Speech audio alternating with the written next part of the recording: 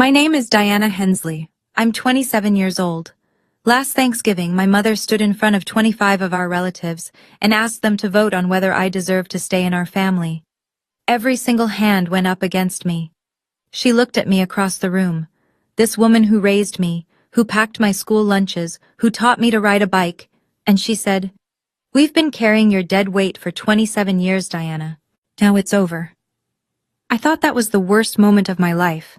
I was wrong, because 30 seconds later, the front door opened, and a man none of us had seen in 14 years walked in carrying a briefcase.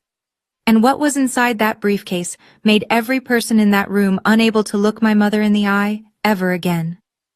Before I go on, if you end up connecting with this story, please take a moment to like and subscribe, but only if you genuinely feel it. And tell me in the comments where you're watching from and what time it is right now. I'd love to know. Now let me take you back to last November, the Wednesday night before Thanksgiving, when I almost decided not to go. I'm sitting in my car in my mother's driveway, engine still running, hands locked on the steering wheel at 10 and 2, like I'm about to take a driving test. The house is lit up. Every window. I can see shadows moving behind the curtains. And I already know who's where. Mom in the kitchen running the show, Dad somewhere quiet with a beer, my sister Megan setting the table because she always sets the table. I should go in. I know I should go in. But last year sits in my chest like a stone. Last Thanksgiving, right between the turkey and the pumpkin pie, my mother announced to the entire table, "Diana's salary probably can't even cover her own groceries, let alone what she owes us." Nobody said a word. Not my dad, not my sister, and not a single aunt or uncle or cousin. They just kept chewing. Here's what kills me. I'm a school counselor. I've been financially independent since I was 18. I took out my own student loans. I pay my own rent, my own car insurance, my own everything. I have never, not once, asked my family for money. But my mother tells people I did. And they believe her. Every single time. My phone buzzes. A text from Megan. "Mom's been cooking since 5 a.m. Don't be late. You know how she gets." I know how she gets. That's exactly the problem. I turn off the engine, open the door. The November air bites my face. I tell myself what I always tell myself. Just get through the meal. Smile. Don't react. 4 hours, then you're free. I'm halfway up the porch steps when I hear her voice from inside the kitchen. "Oh, she actually showed up this year. Gerald, set one more plate, the cheap ones." I don't know why this year feels different, but standing on that porch, then hand on the door handle, something in my gut whispers, tonight is not going to go the way you think. The dining room is packed. 25 relatives crammed around a table meant for 16, extra folding chairs dragged in from the garage. My mother sits at the head. She always sits at the head, with my father Gerald on her right and my sister Megan on her left, the queen and her court. I get the seat at the end, near the kitchen door, next to my little cousins, who are arguing over a crayon. Mom stands for the blessing. She folds her hands, bows her head, and says, "Lord, we thank you for this family, for the ones who carry the weight and the ones who," she pauses just long enough to glance at me, "who we carry. Amen." A few people shift in their seats. Nobody corrects her. I pick up my fork and focus on my plate, but I can feel it. Something's off tonight. Aunt Martha won't make eye contact with me. Cousin Kyle looks at me, then looks away fast, as like he's been caught. Uncle Ted and Aunt Ruth are whispering at the far end of the table, and when I look up, they stop. It hits me. They know something I don't. Whatever this is, it was discussed before I walked in. I try to shake it off. I turn to my cousin Jenna, Uncle Robert's daughter, one of the few people at these things who actually talks to me like a person. She's 25, kind, and she looks nervous tonight. She keeps glancing at the front door. "You okay?" I whisper. Jenna leans close. "I almost didn't come either. My dad, he said something might happen tonight." Then she stops, mid-sentence, because my mother is staring at us from across the table. Jenna picks up her water glass and says nothing else. "Uncle Robert, he hasn't come to Thanksgiving in 14 years. Why would Jenna mention him now?" My mother smiles at the room. "I hope everyone saved room. We have a little family matter to discuss after dessert." Halfway through dinner, but my mother sets down her fork, dabs her lips with a napkin, and turns to me with that smile. The one she uses when she's about to draw blood in public but wants to look like she's asking about the weather. So, Diana, how's the apartment? Still managing on that little paycheck of yours? A ripple of quiet laughter runs down the table. Not mean laughter, polite laughter. The kind people do when they're following the leader. I'm doing fine, Mom. Thank you. She doesn't stop. Then she turns to Aunt Ruth. You know, I've been keeping a running tab of everything we've spent on her over the years. She shakes her head, slow, theatrical. It's quite a number. Running tab. The words hit me like cold water. I've never heard this before. There is no tab. There has never been a tab. I look at Megan. She's staring at her plate like it holds the answer to the universe. I look at my father. He's sawing at a piece of turkey, jaw tight, eyes down. They know. They already know what's coming. And then it clicks. Mom didn't just cook dinner today. She made phone calls. She had conversations. She met people for coffee, whispered over the phone, probably showed them that, whatever she's about to show the room. This table isn't Thanksgiving dinner. It's a courtroom. And I walked in without a lawyer. Mom reaches into the pocket of her cardigan and pulls out a folded piece of paper. She holds it up just for a second, doesn't open it, doesn't read it, then tucks it back. I've got the numbers right here, but we'll get to that later. She picks her fork back up and takes a bite of green bean casserole, like she hasn't just detonated a grenade under my chair. My hands start shaking under the table. I press them flat against my thighs and breathe. That piece of paper. I don't know what's on it yet. But I know one thing. My mother never bluffs without an audience. There's an empty chair in the corner of the living room. A brown leather recliner, cracked at the armrest. Nobody sits in it. It used to belong to my grandfather. Grandma and Grandpa Caldwell died when I was 13. Car accident on Route 9, coming home from church on a Sunday morning. One phone call and they were gone. Both of them. Just like that. They were the only people in this family who made me feel like I was enough. Grandma used to call me our little counselor, because even as a kid, I'd sit on the porch with her and listen to her talk about her day. Not fix anything, just listen. She'd pat my hand and say, "Don't let anyone make you small, Diana. Promise me that." I promised. After the funeral, my mother took over everything. She was the executor of their estate, the house, the savings, whatever they'd left behind. I was 13. I didn't understand wills or probate or bank accounts. I just knew that one day, Uncle Robert, my mom's older brother, the man who used to take me fishing every summer, started a fight with my mother at the kitchen table. Voices low but sharp. 2 weeks later he was gone. No more Thanksgivings. No more fishing trips. No more birthday cards. Mom told everyone Robert was jealous. He wanted more than his share, she said. He's always been like that. And everyone nodded.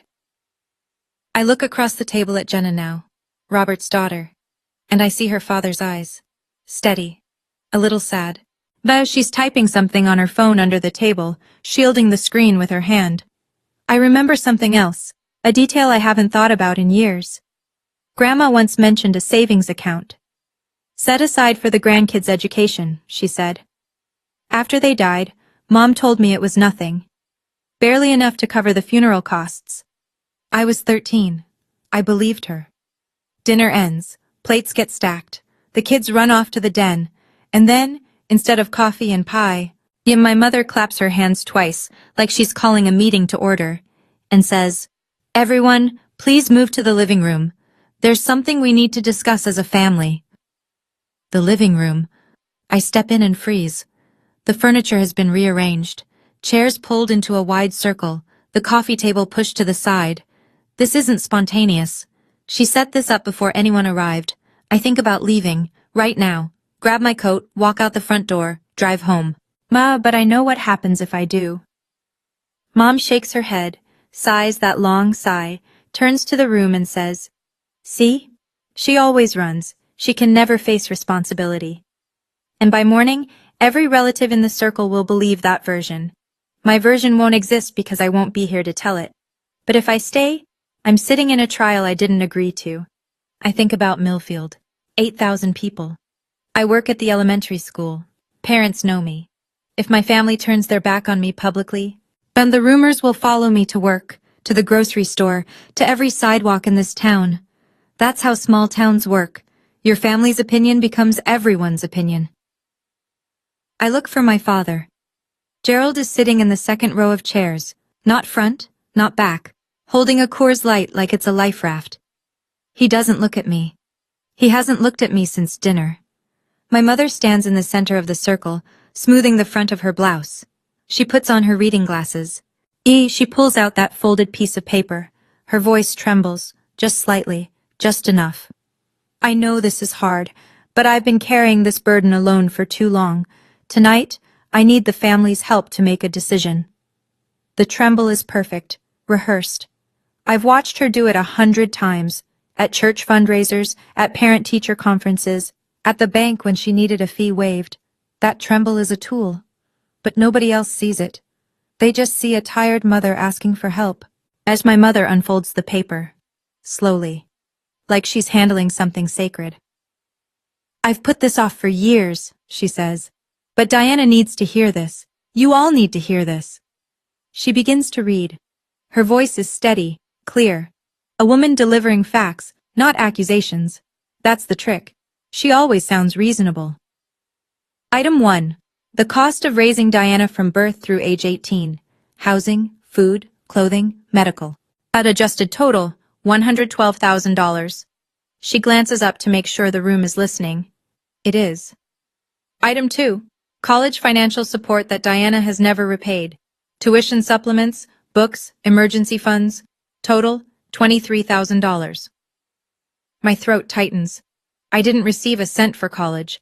I took out loans. I worked 2 jobs sophomore year. There were no tuition supplements. There were no emergency funds. Item 3. She pauses for effect. Diana's share of expenses drawn from your grandparents' estate. Medical bills, transportation, miscellaneous support. Total, $18,000. She folds the paper, looks at the room.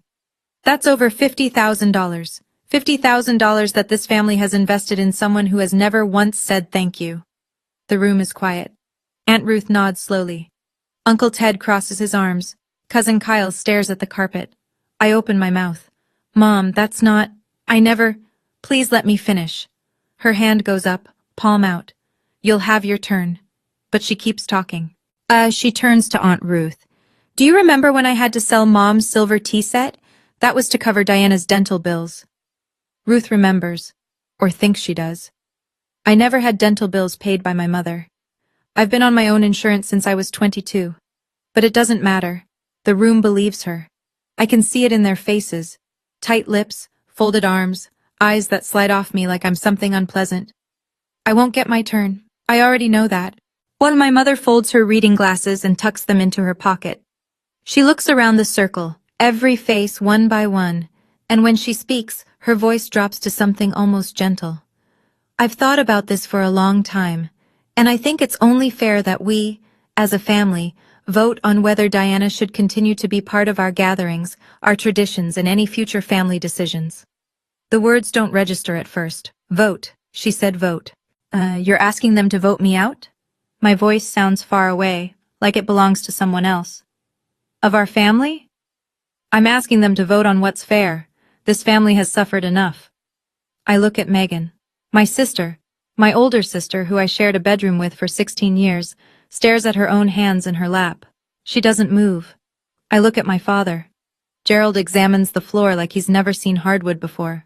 I look around the room. 25 faces.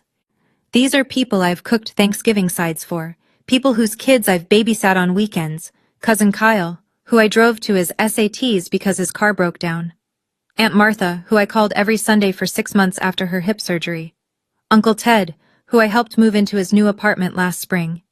Not one of them says, "This is insane, Patricia. You can't vote someone out of a family." Not one. And I understand all at once, like a window breaking, that my mother didn't decide this tonight. She campaigned. She called each of them. She presented her version, her numbers, her tears. This vote was decided before I parked my car in the driveway. Mom! My voice cracks, but I push through. I paid my own way through college. I've never asked you for a single dollar. She turns to the room and shakes her head, sad, patient, a woman dealing with a difficult child.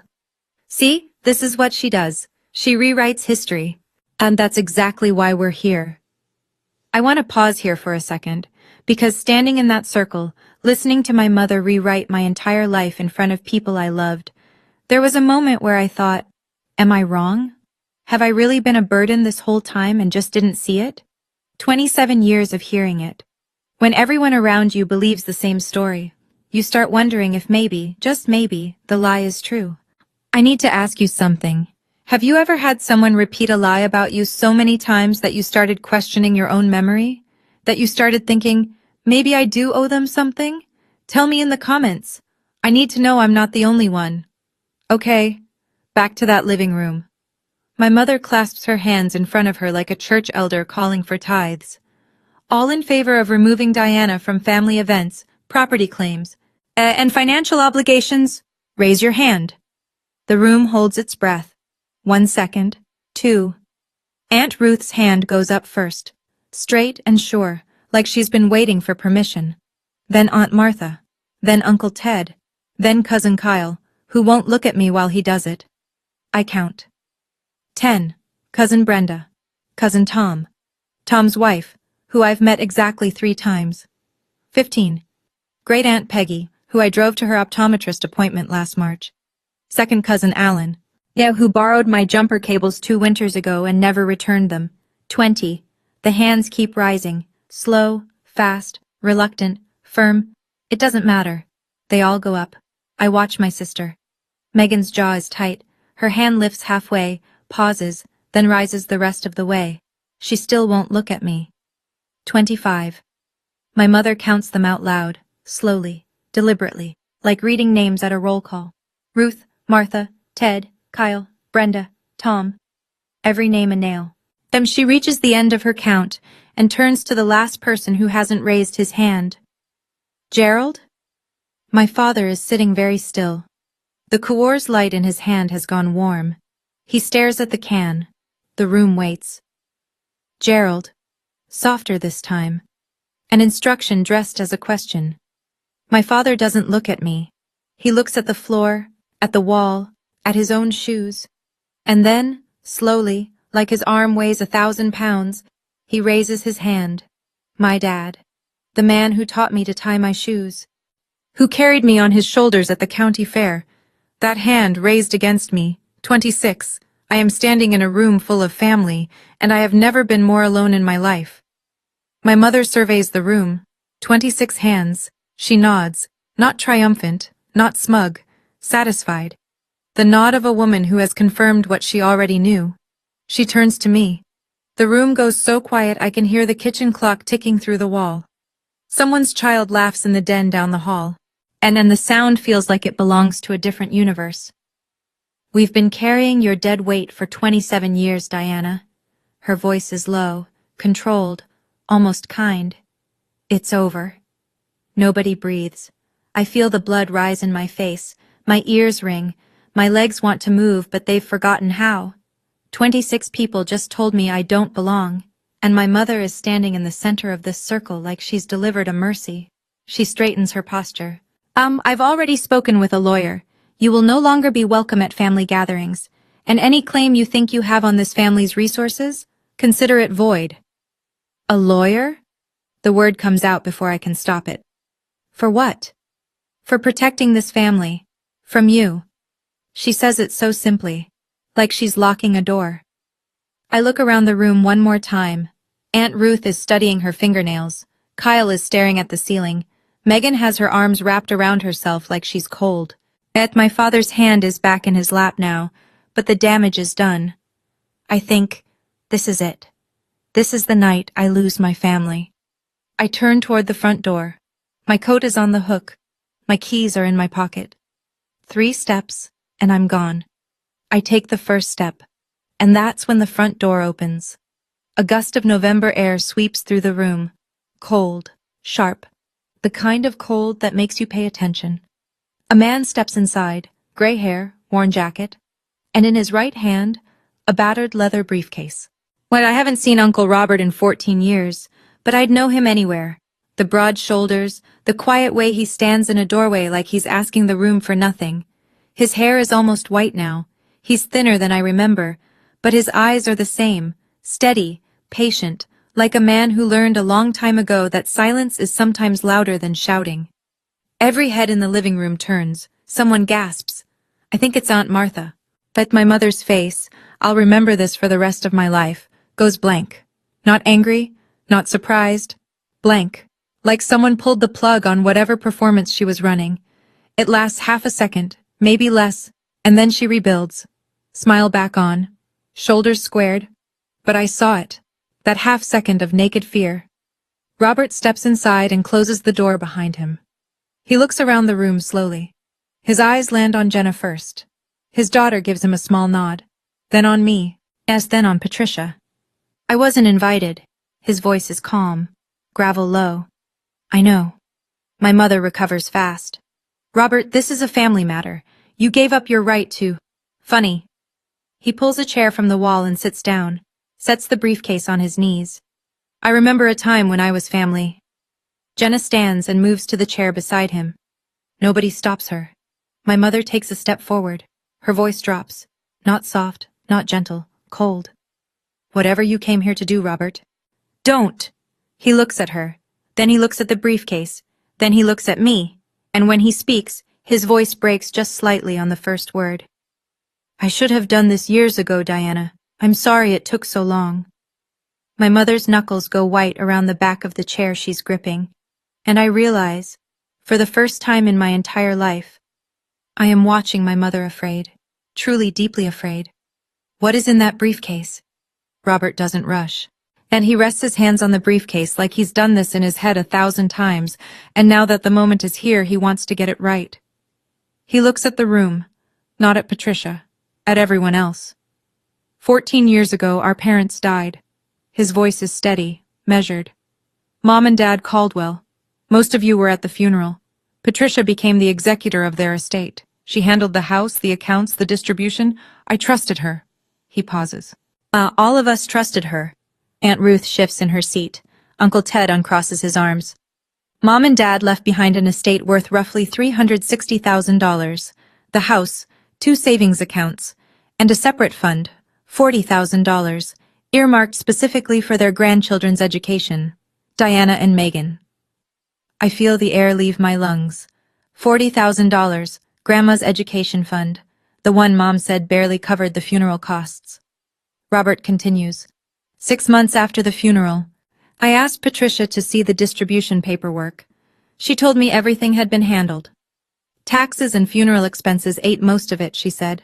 Nothing left to split. He pauses again. I believed her. For a while. My mother's voice cuts in, sharp. Robert, don't! He raises one hand. Not aggressive, just firm, like a stop sign. Patty, I kept quiet for 14 years. Let me speak. The room is frozen. Nobody texts. Nobody fidgets. Even the clock seems louder. Then one day, and a bank statement arrived at Mom and Dad's old house, the one I was fixing up to sell, addressed to their estate account, an account that was supposed to be closed. He looks at Patricia. She's gripping the chair so hard her knuckles have gone from white to yellow.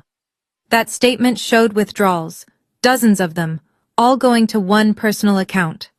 He doesn't say the name. He doesn't need to. Every pair of eyes in the room slides toward my mother. And the name on that account, Patricia. He's lying. He has always been, Robert, was Patricia Ann Hensley. The room splits open like a fault line.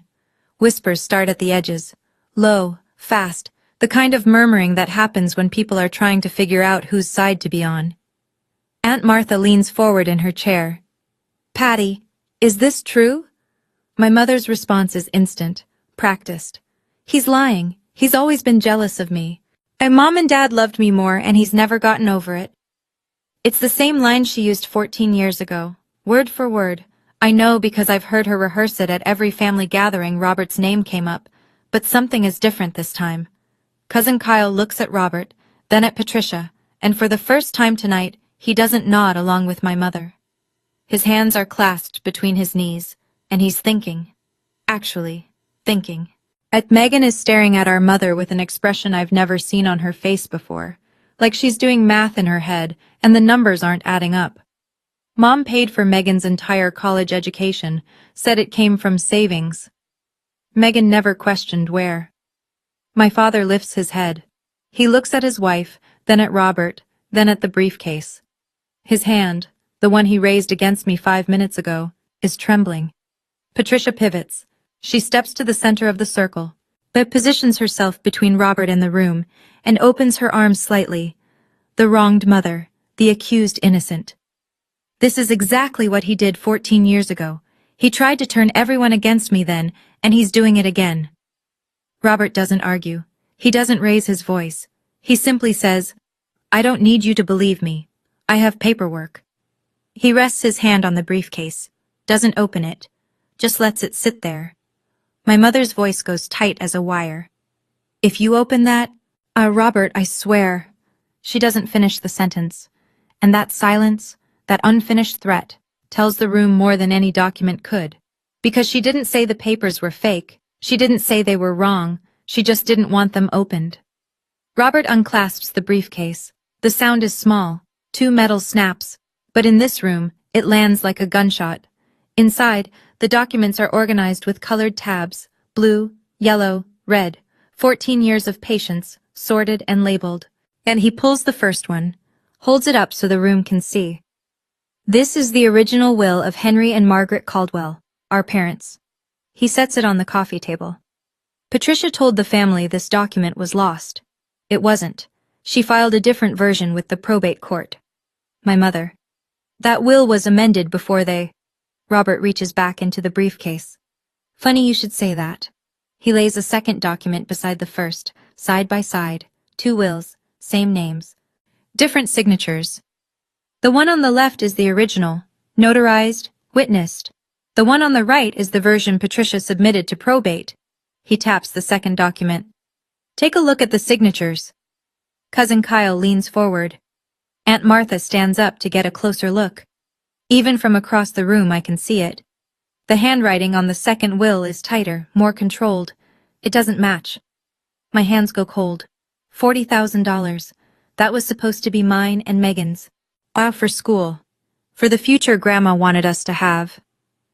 Robert pulls a third document from the briefcase. A single page with a letterhead. I hired a forensic handwriting examiner. Certified, licensed. Here's her report. He sets it on the table. The signatures on the amended will are not consistent with Henry or Margaret Caldwell's known handwriting. The room has gone so silent I can hear the refrigerator humming in the kitchen. My mother hasn't moved. She's standing very still, and one hand pressed against her collarbone, and for the first time tonight, she has no words. Robert looks at her, then at the room, then at me. I'm not guessing, Patty. I've spent 14 years making sure every page in this folder is certified. Robert reaches into the briefcase one more time. This time it's a stack of bank statements. Not photocopies, originals, stamped and dated. He fans them across the coffee table like a dealer laying out cards. These are certified records from First National, the estate account of Henry and Margaret Caldwell. His finger traces down the first page. Starting 3 months after the funeral, withdrawals begin. $12,000, $15,000, $10,000, always transferred to the same personal checking account. He flips to the next page, and the next, each one showing the same pattern, money leaving the estate, landing in the same place. Over the course of 2 years, $180,000 was moved out of our parents' estate. $180,000. He looks up. Patricia's name is on the receiving account, her social security number, her signature on every transfer authorization. The silence is so complete, I can hear the refrigerator humming through the kitchen wall. My mother breaks first. Those are forged. He fabricated. These are bank-certified records, Patty. Stamped, dated, your account number, your name. Aunt Ruth, the woman who raised her hand before anyone else, who nodded along to every word my mother said, is staring at the statements with her mouth slightly open. Her hand, the one that voted me out, has dropped to her lap. My father speaks. For the first time all night, Gerald Hensley opens his mouth. Patty? One word.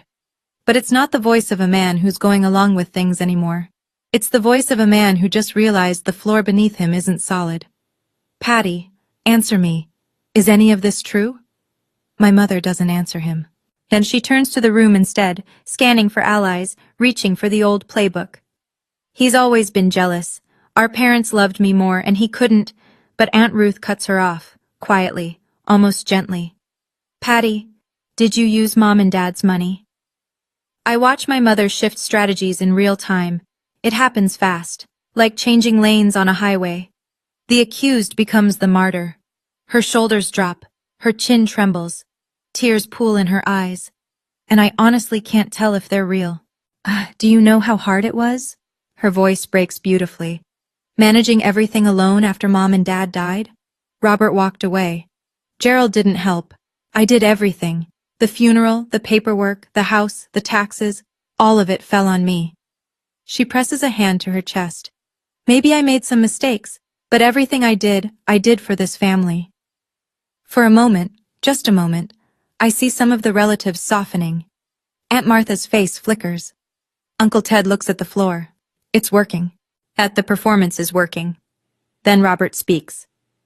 Mistakes. The word comes out flat and hard.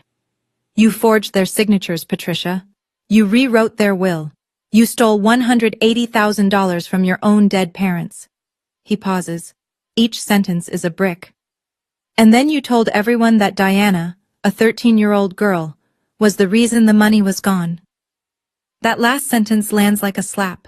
I watch it hit the room, face by face, chair by chair. Aunt Martha's softness vanishes. Uncle Ted's jaw tightens. 25 people are looking at me now, the girl who 5 minutes ago they voted to throw away. And they're doing the math they should have done years ago. My mother explodes. Get out of my house, Robert! Get out! Robert stands up, slowly. He picks up his coat. But before he leaves, he places the entire folder, every document, every statement, every report, in the center of the coffee table. I'm leaving. His voice doesn't waver. But these papers aren't. Megan pulls her chair forward. She picks up a bank statement, reads it. Her hands are shaking. She looks up at our mother. Her voice is small but clear as glass. Mom, the tuition you said you paid for me, that came from Grandma and Grandpa's money, didn't it? My mother stares at Megan. Her mouth opens. Nothing comes out. The room fractures. Half the family is clustered around the coffee table, passing documents hand to hand, reading in silence. The other half sits frozen, watching Patricia like they're seeing her for the first time. Cousin Kyle is the first to move. He pushes out of his chair, crosses the room, and stops in front of me. His face is flushed. His voice is rough. I didn't know. Diana, I'm sorry. I nod. I can't speak yet. My mother sees him standing with me, and something breaks behind her eyes. She turns to my father, grabs his arm. Gerald, say something. I tell them this is a misunderstanding. Gerald looks at his wife. It's the longest I've ever seen him hold her gaze, and then he shakes his head. I can't, Patty. I can't do that. 5 words, the most important 5 words my father has ever spoken. And they're 14 years too late. But they're here. Aunt Ruth stands and walks out of the room without a word. I hear the front door open and close. Aunt Martha follows 30 seconds later, pulling on her coat with quick, angry movements. One by one, people begin to leave. Not all of them, but enough. Enough to turn my mother's living room, her stage, her courtroom, into something small and empty. Patricia stands in the center of the circle that isn't a circle anymore. Chairs pushed back, seats abandoned. The documents sit on the coffee table like evidence at a crime scene that nobody's cleaned up yet. Nobody looks at her. They're either reading, leaving, or talking to each other in low voices. She's become invisible in her own house. I stand in the corner, next to the empty recliner where my grandfather used to sit. And for the first time in 27 years, I am not the one being overlooked. I didn't say a word. I didn't need to. The papers said everything I never could. Robert finds me on the back porch. I've stepped outside because the living room feels like a building after an earthquake. Everything's still standing but nothing in the right place. And Megan and Jenna follow him out. The 4 of us sit on the porch steps in the cold, breath clouding in the November air, and Robert tells me the rest. Your grandparents set aside $40,000 specifically for you and Megan. Education fund. It was in the original will, clear as day. He rubs his hands together.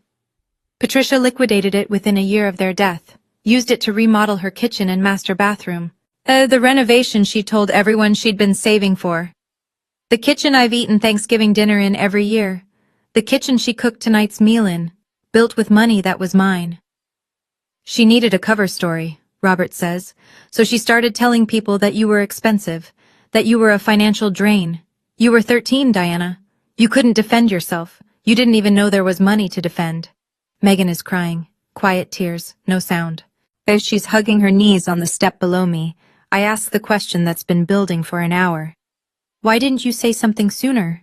Robert's face tightens. I tried. 14 years ago, I confronted her. She told the family I was an alcoholic, that I was jealous, that I wanted more than my share. His voice drops. Everyone believed her. I lost everything. Holidays, birthdays, watching Jenna grow up around her cousins. And I lost this family. He looks at the briefcase sitting beside him on the porch. I needed evidence that couldn't be denied.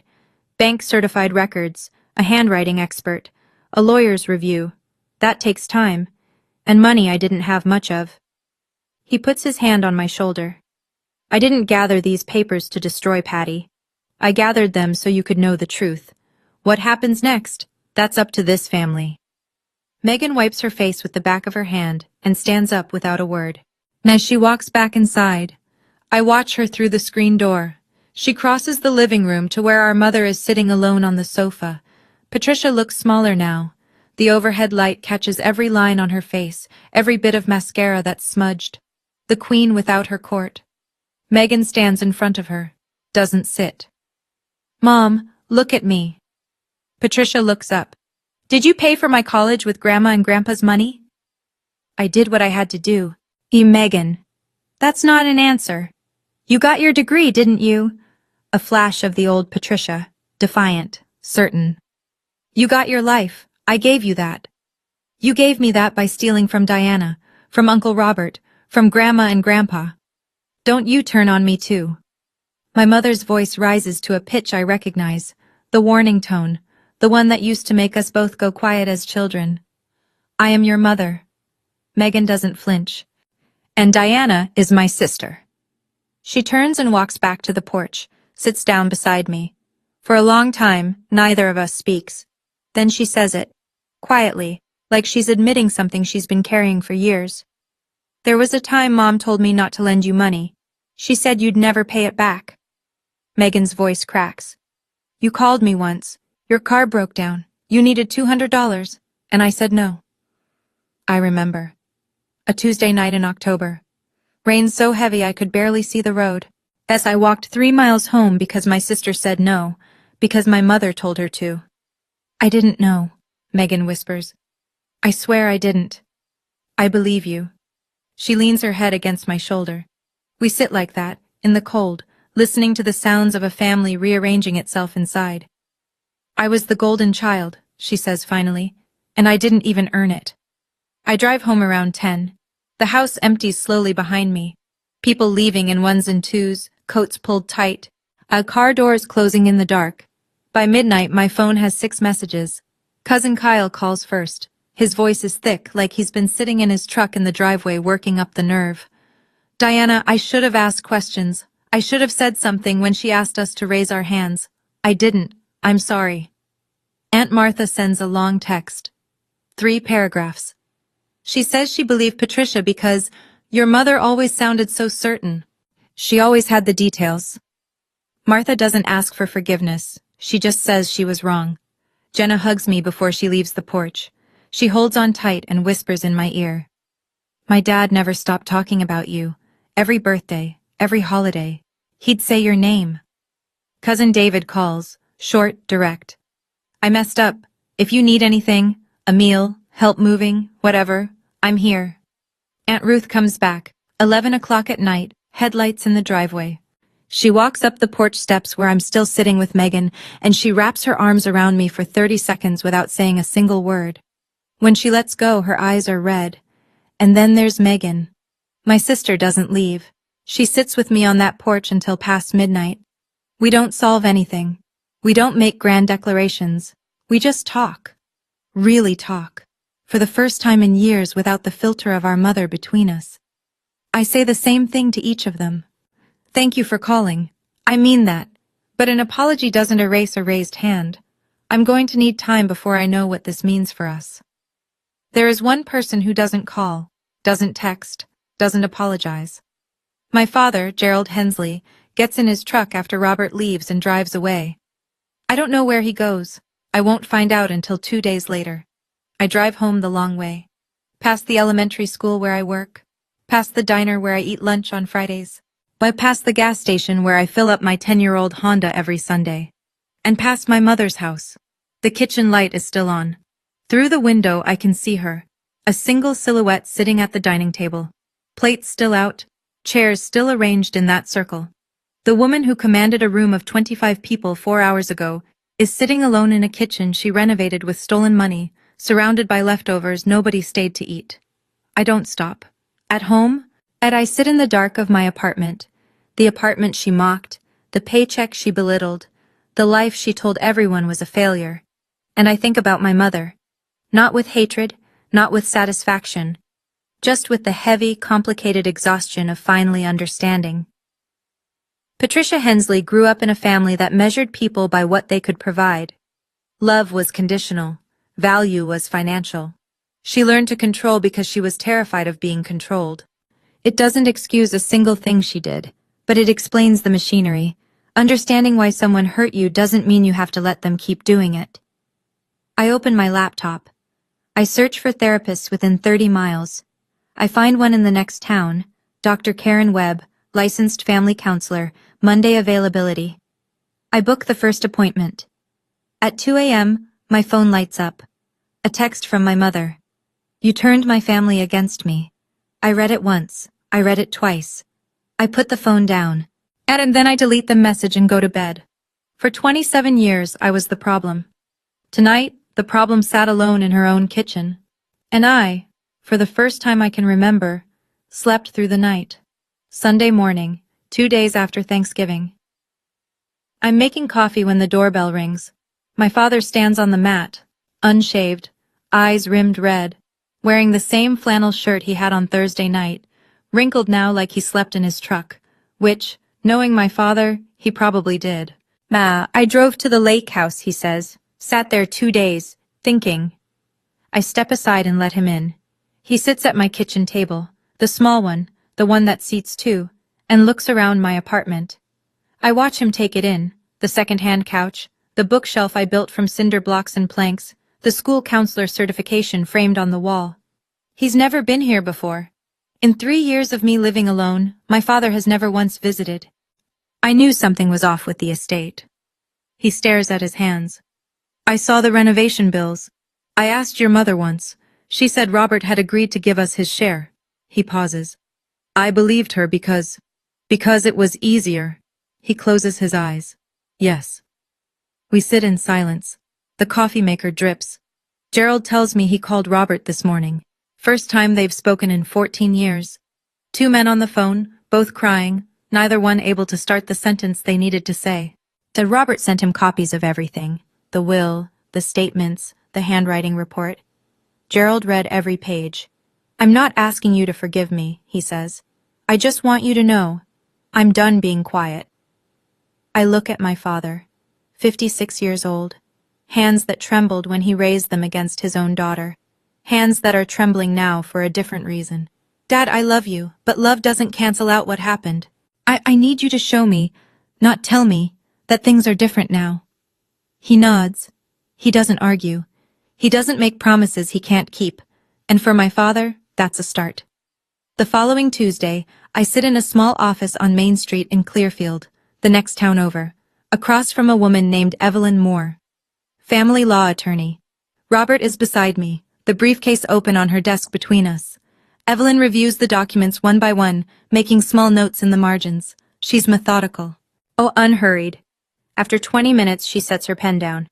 This is estate fraud, clean and well documented. She looks at Robert. Mr. Caldwell, the evidence you've compiled is thorough. The forged signatures alone would be significant, but combined with the bank records and the handwriting analysis, this is a strong case. She explains our options plainly. Robert and I both have grounds for a civil claim to recover the misappropriated funds.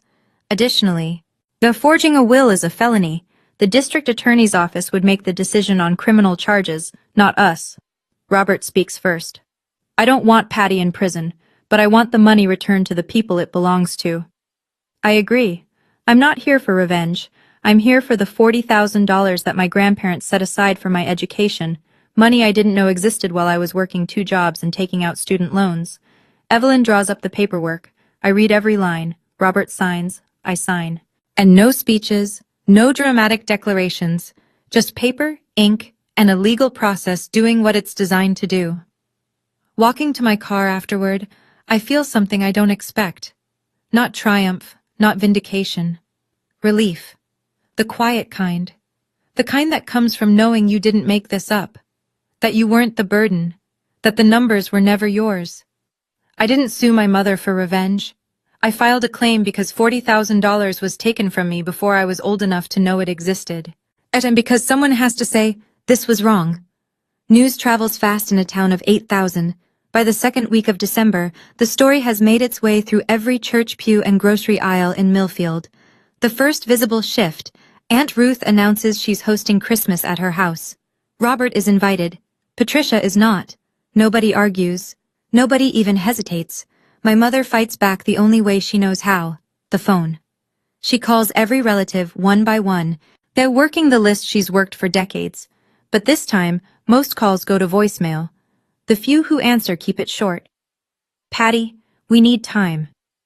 Patty, I don't know what to say right now. Click. At Grace Lutheran, where Patricia has sat in the second pew, left side, every Sunday for 20 years, things shift. People don't confront her. They just rearrange.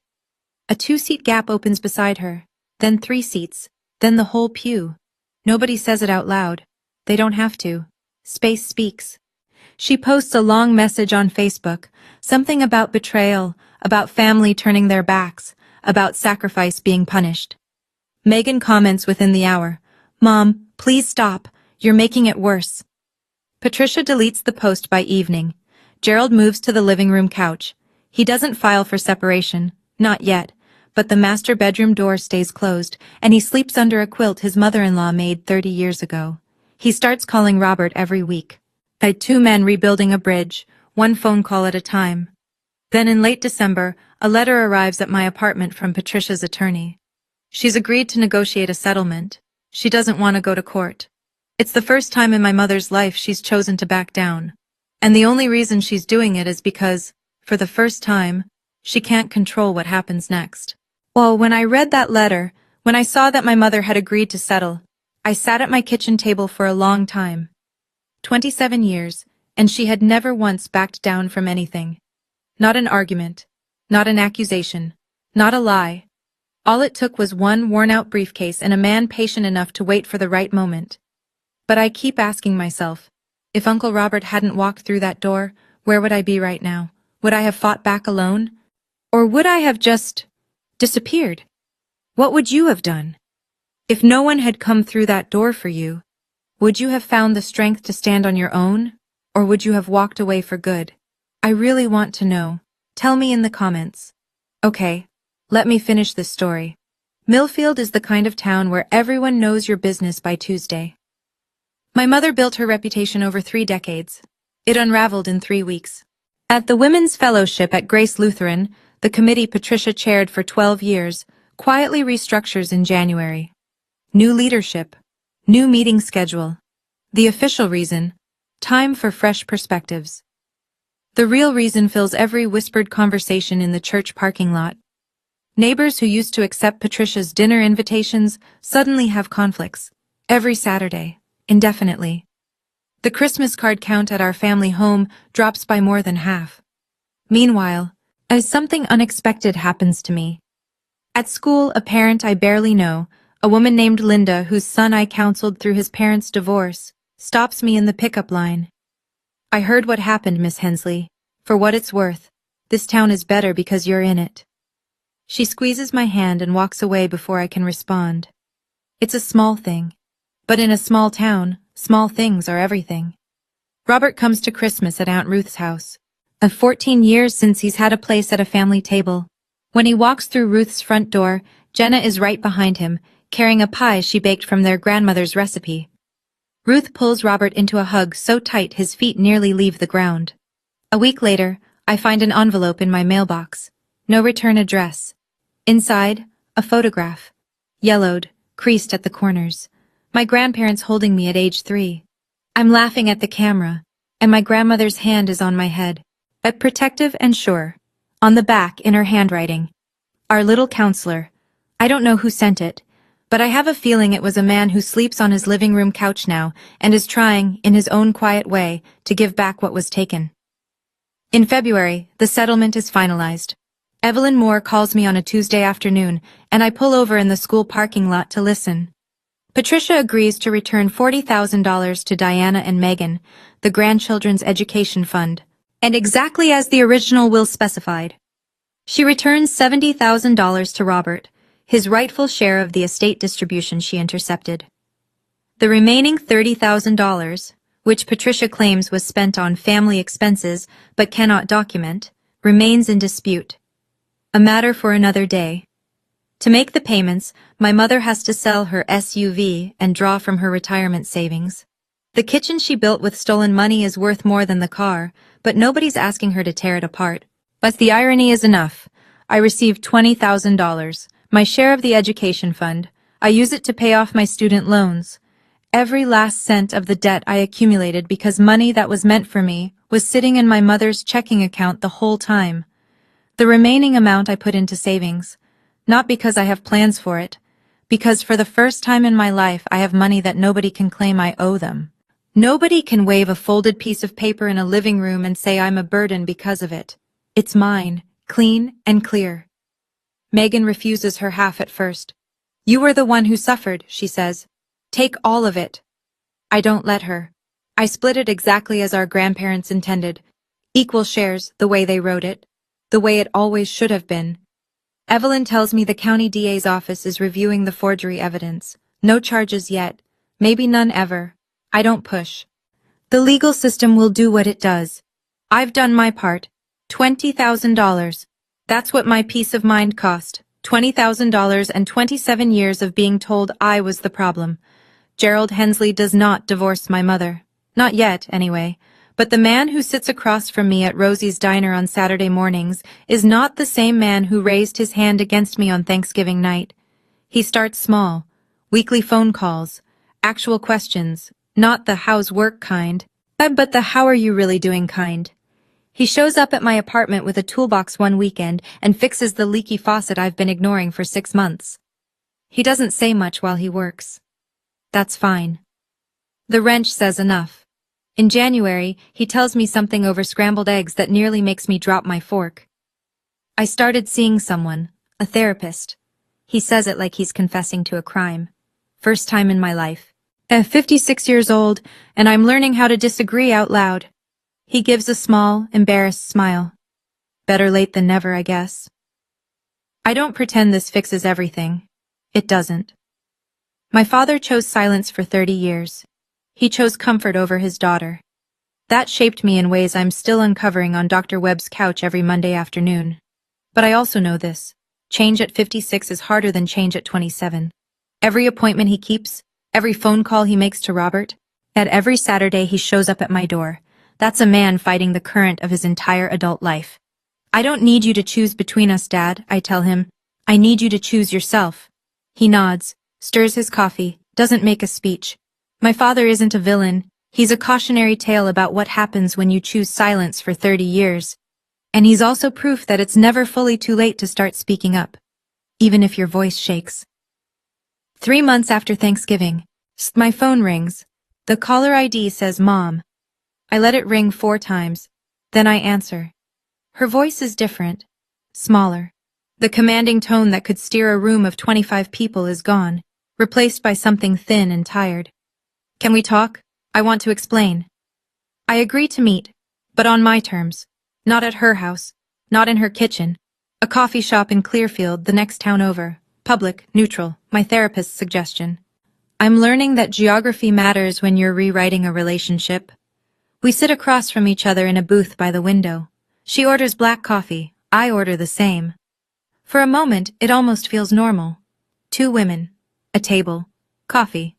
Except one of them stole $180,000 from her dead parents and blamed her 13-year-old daughter for it. She starts. When your grandparents died, I was overwhelmed. The estate, the paperwork, the grief, I raise my hand, gently. Yeah, the way Robert did on Thanksgiving night. Mom, I'm not here to listen to explanations. I'm here to tell you what I need going forward. She blinks. She's not used to this. I lay it out. 1.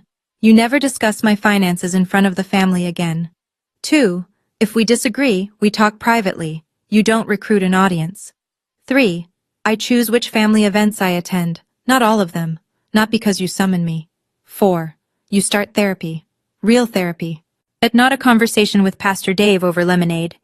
She listens. When I finish, she stares at her coffee for a long time. And if I can't do all that? Then we stay where we are, and I'll be fine either way. She doesn't respond. I don't need her to. I'm not punishing you, Mom. I'm protecting myself. Those are two very different things. Christmas at Aunt Ruth's house is a smaller affair, 12 people instead of 25. Yet the table is set with mismatched plates and cloth napkins that have seen better decades. It's imperfect. It's honest. And honest is something I haven't had in 27 years. I sit next to Uncle Robert. Jenna is across from us. Megan arrives with a sweet potato casserole, the first dish she's ever made for a family gathering herself, without Mom standing over her shoulder directing every pinch of salt. It's a little overcooked. Nobody cares. There's no circle of chairs. No folded speeches. No hands raised. Robert says grace. His voice is steady, but there's a crack at the end that he doesn't try to hide.